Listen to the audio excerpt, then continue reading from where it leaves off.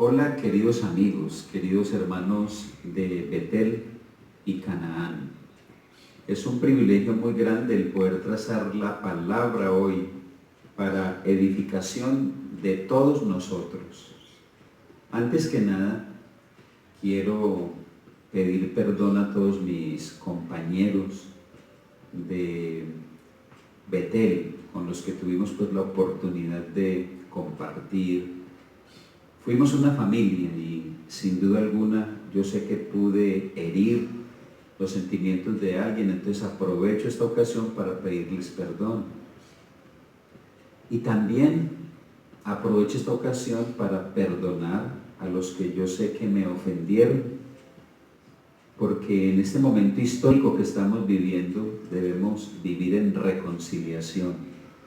Entonces, perdono con un corazón generoso a todos los que me ofendieron. Y es que nos toca aprovechar este medio para nuestra restauración.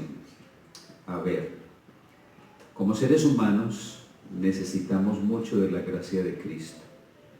Y en el libro, hay un libro muy lindo, el Discurso Maestro de Jesucristo, donde el Señor nos amonesta para que perdonemos a todos aquellos que no vienen a nosotros a pedirnos perdón, que no esperemos que ellos vengan a pedirnos perdón, no, sino que los perdonemos aunque no vengan.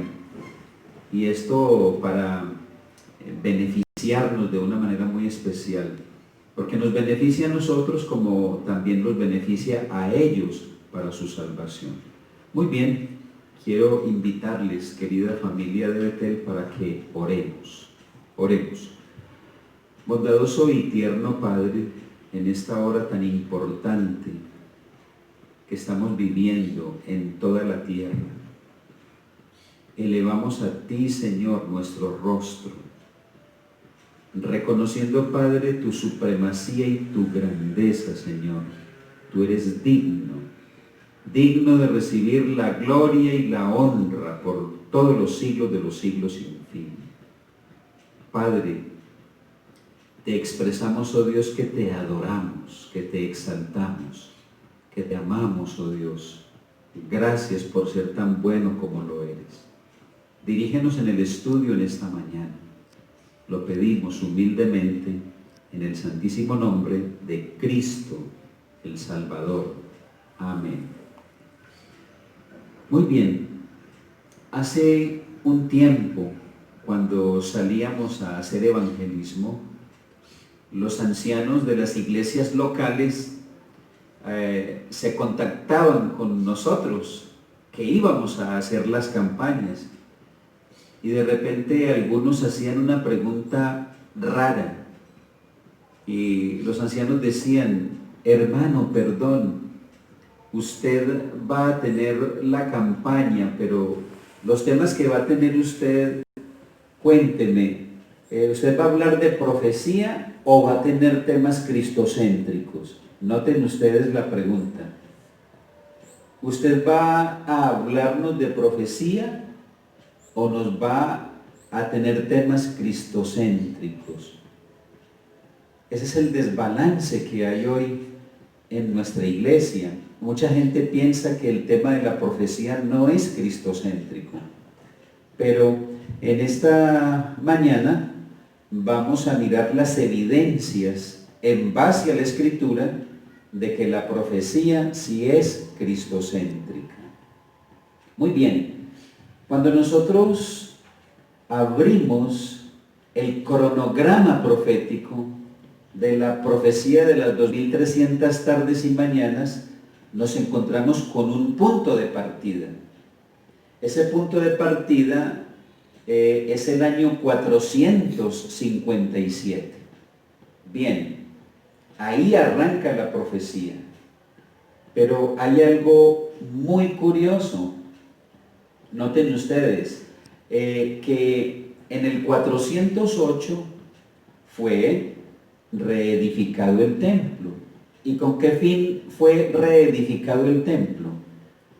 Con el fin de establecer el verdadero culto, la verdadera adoración que le pertenece solamente a Dios, porque Él es el creador del universo, el que creó los cielos, la tierra, el mar, las fuentes de las aguas. Entonces, dicha finalidad de la restauración del templo era que adoráramos, o que el pueblo de Israel volviera a adorar y a establecer el verdadero culto.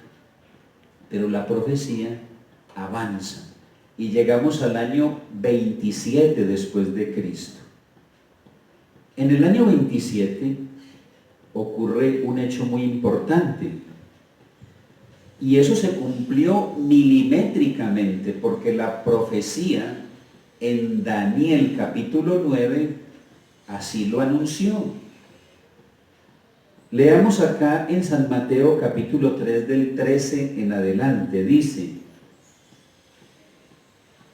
entonces Jesús vino de Galilea a Juan al Jordán para ser bautizado por él. Vuelvo y repito, esto se cumplió en el año 27. En el año 27, noten, ¿aparece Cristo en la profecía? Por supuesto que sí. Se cumplió milimétricamente esta profecía. Sigue diciendo la palabra,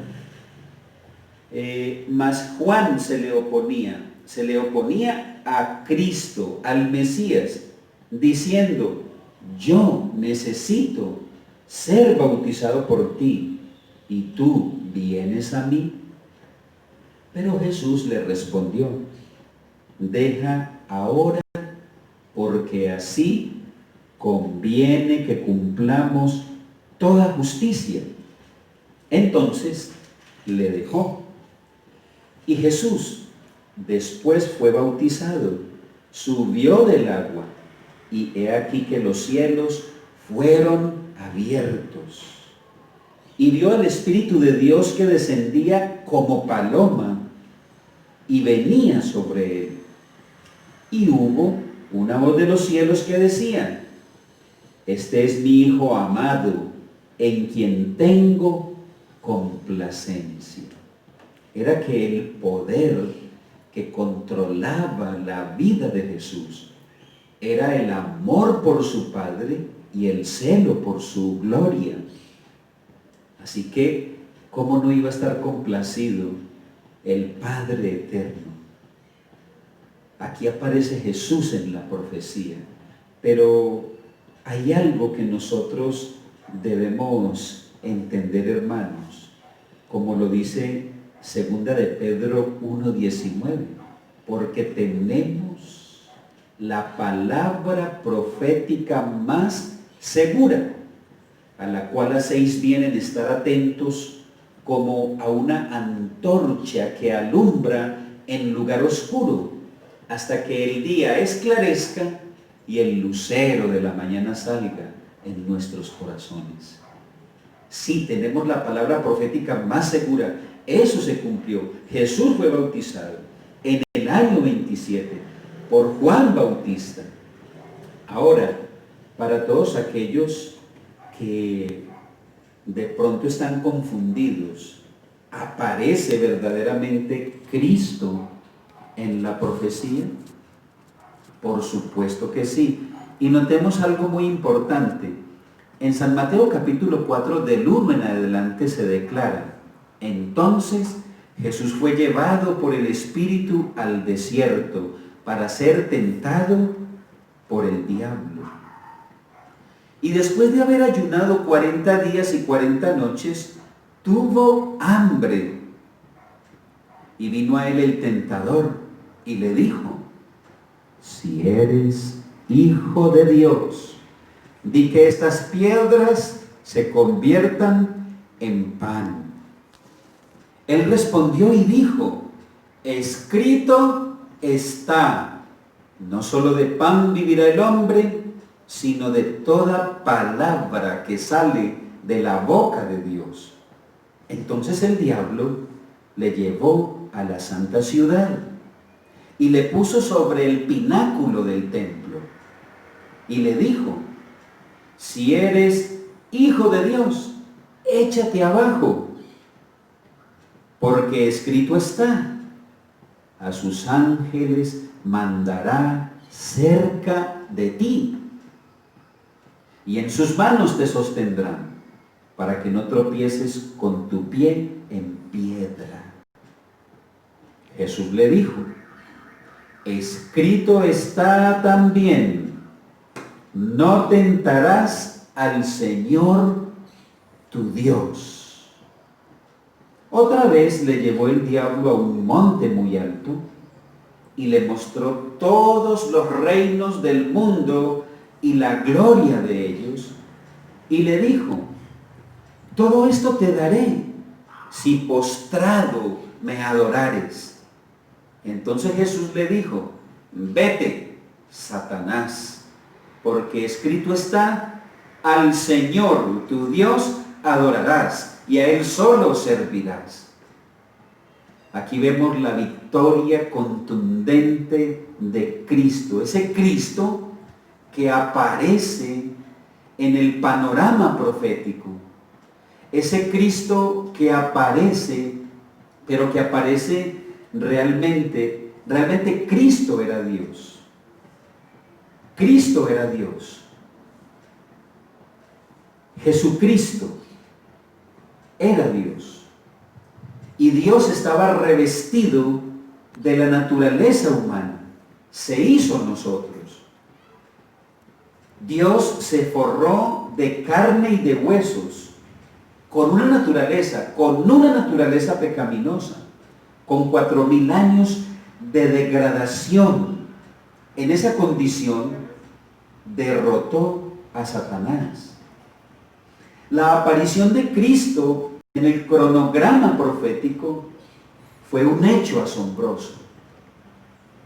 Era Dios hecho carne. Ahora, ¿qué mensaje nos da Jesús en la naturaleza humana? ¿Cuál es ese mensaje? Pues que en esta naturaleza humana que Él tomó, podemos ser victoriosos sobre el pecado, sobre el apetito, sobre el mundo, sobre la carne, sobre el demonio. Ese es el mensaje implícito en la encarnación de Cristo. Entonces, vemos que la profecía así lo estipuló. Qué mensaje maravilloso, qué mensaje tan asombroso. Ahora, Hebreos capítulo 5:7 nos dice, Hebreos 5:7, y Cristo en los días de su carne, ofreciendo ruegos y súplicas con gran clamor y lágrimas al que le podía librar de la muerte, fue oído a causa de su temor reverente. Vemos a Cristo en la carne ofreciendo ruegos.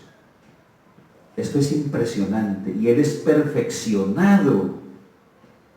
Él es perfeccionado porque sus ruegos y súplicas que hacía con gran clamor y lágrimas fueron oídos a causa de su temor reverente. Y en Romanos capítulo 8, verso 3, leemos. Romanos capítulo 8. La Biblia es maravillosa, mis apreciados hermanos. Y en ella nosotros encontramos unos mensajes de tremenda esperanza. Romanos capítulo 8, verso 3 dice, porque lo que era imposible para la ley, por cuanto era débil por la carne, Dios, enviando a su Hijo en semejanza de carne de pecado, y a causa del pecado, condenó al pecado en la carne. Cristo condenó el pecado en la carne, en esta carne humana pecaminosa. Ese es el mensaje de la profecía. Ese es el mensaje de la encarnación de Cristo. Y hay algo muy asombroso. Y aquí es donde nosotros necesitamos el discernimiento espiritual. Y es que el propósito de la encarnación de Cristo fue que todo lo que se cumplió, en Él con relación a la carne, ha de cumplirse también en nosotros. Ese es el mensaje de la encarnación. Es decir, que la victoria contundente sobre el pecado, sobre la carne, sobre el demonio, es nuestra en Cristo Jesús. Pero avancemos. Para que en la profecía, para que en el cronograma profético del tiempo se cumplieran los 490 años que de antemano fueron separados para los judíos, faltaba una semana, o sea, 7 días proféticos, o 7 años. Y la profecía anunció que se le quitaría la vida al Mesías príncipe a la mitad de la semana.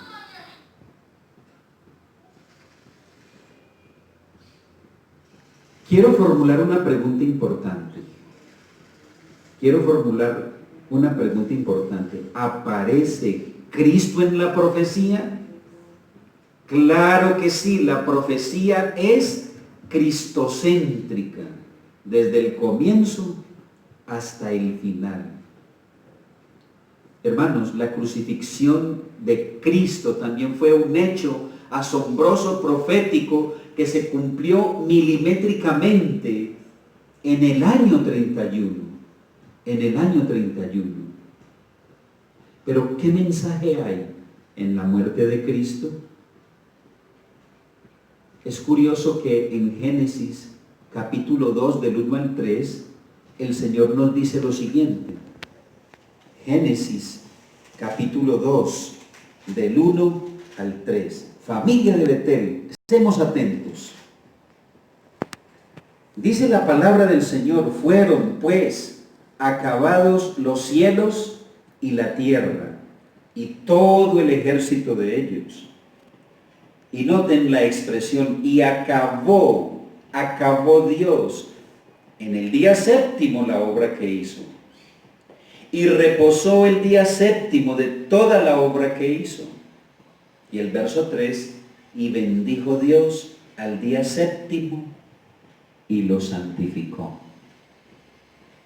porque en él reposó de toda la obra que había hecho en la creación. ¿Reposó de qué? De toda la obra que había hecho en la creación. Entonces, notemos que cuando el Señor Jesús concluye, termina, acaba la obra de su creación, le da un regalo ideal a Adán y a Eva. Le da un regalo ideal, y ese regalo ideal es el Santo Sábado. El Santo Sábado fue el regalo ideal de Dios para un mundo perfecto cuando el Señor acabó su obra de la creación. Hermanos, y miren ustedes qué cosa tan especial. En Lucas 23, vamos a buscar Lucas 23. Lucas 23, 54.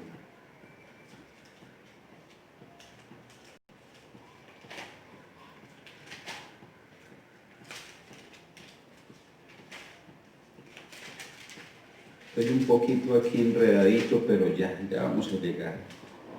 Lucas 23, 54, dice así: era día de la preparación y estaba para comenzar el día sábado, y las mujeres que habían venido con él desde Galilea siguieron también y vieron el sepulcro y cómo fue puesto su cuerpo, y vueltas prepararon especias aromáticas y ungüentos y descansaron el día de reposo conforme al mandamiento.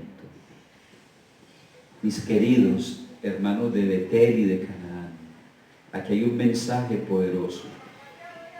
Cuando Cristo Jesús concluyó, consumó el plan de la salvación en el Calvario, reposó Él expiró, Él dijo, consumado es. Reposó, murió y reposó el sábado en la tumba. Oh hermanos, cuando Él concluye la obra de la salvación en la cruz, también nos da un regalo, el Santo Sábado.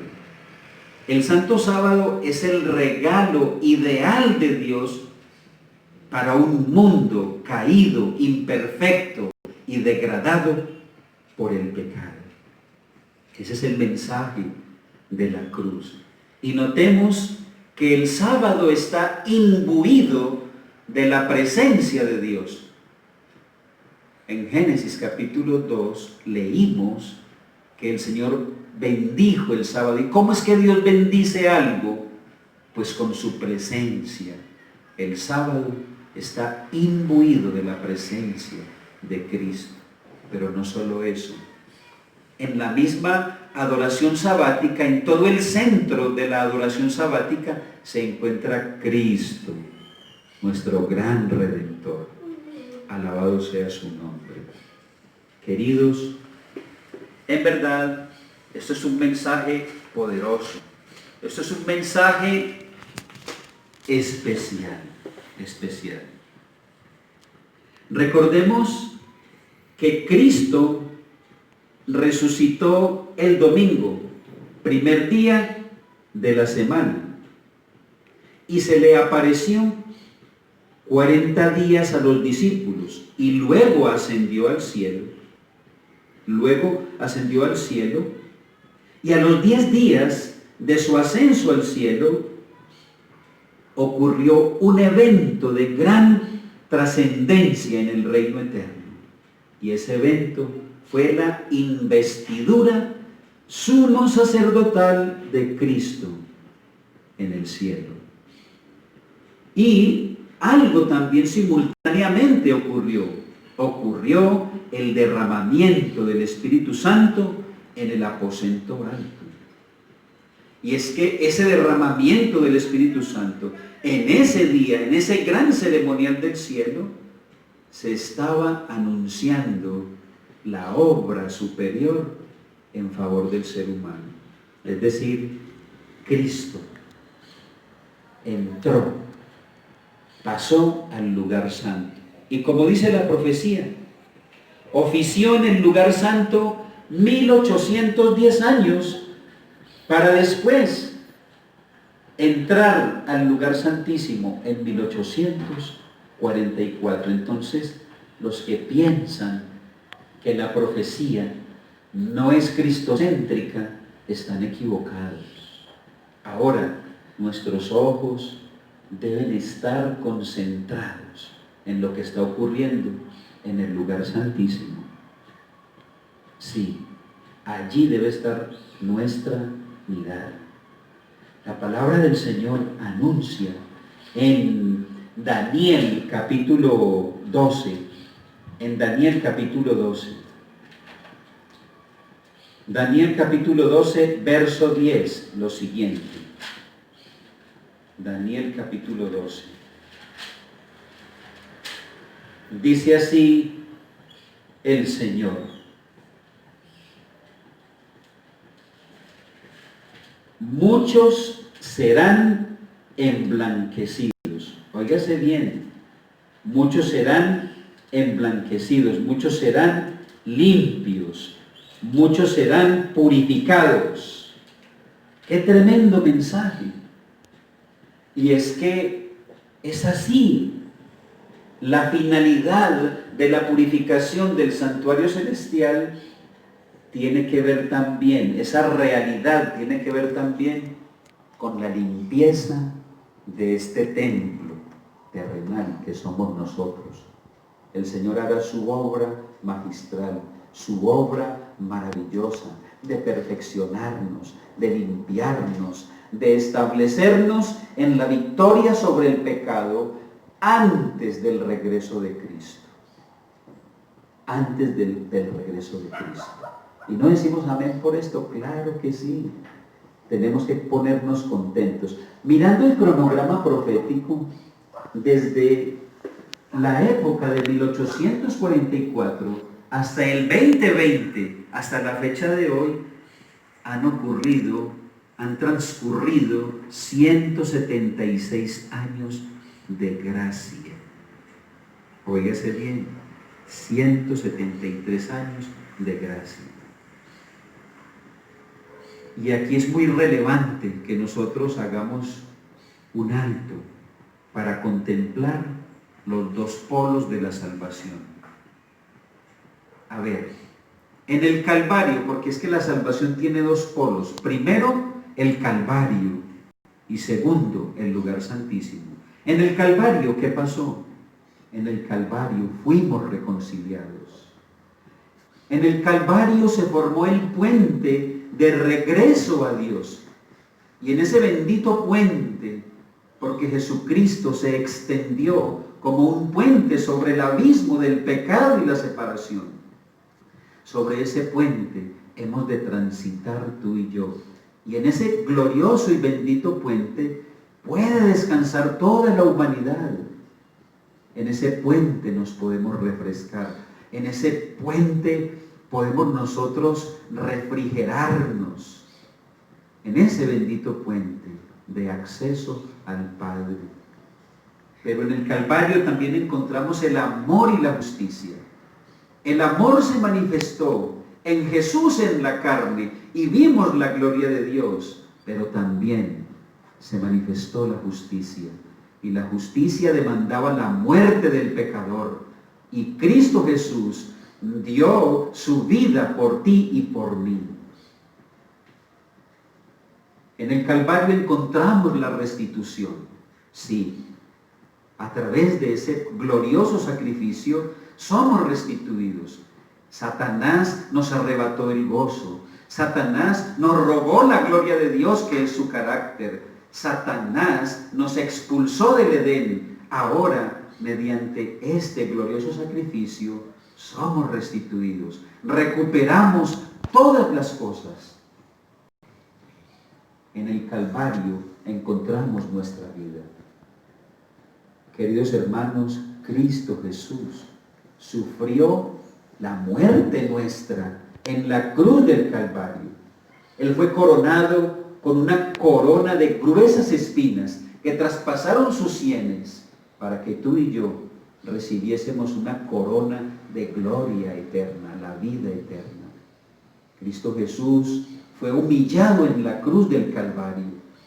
Él fue tratado como no merecía que lo trataran, para que tú y yo seamos tratados como Él merece que le traten. Cristo Jesús murió desnudo en la cruz del Calvario para que tú y yo seamos revestidos con el manto glorioso de su justicia. ¿No dices amén por esto? Amén. En el Calvario encontramos el estatus de hijos de Dios, porque la muerte vicaria de Cristo le arrebató la presa al diablo.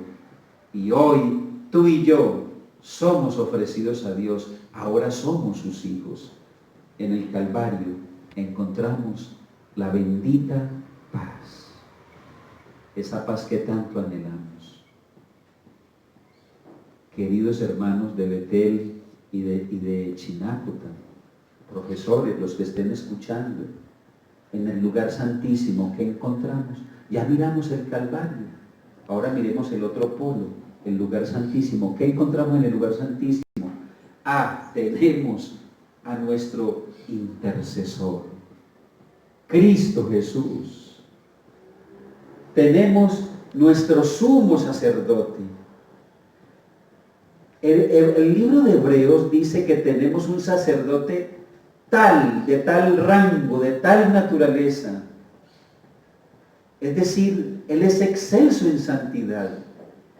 Esa es la calidad de sacerdote que nosotros tenemos. Yo me alegro de que mi sacerdote no se encuentra sentado en una silla de oro en Roma, sino que este sacerdote que tú y yo tenemos venció a Satanás, venció el pecado, traspasó los cielos y hoy intercede por ti y por mí.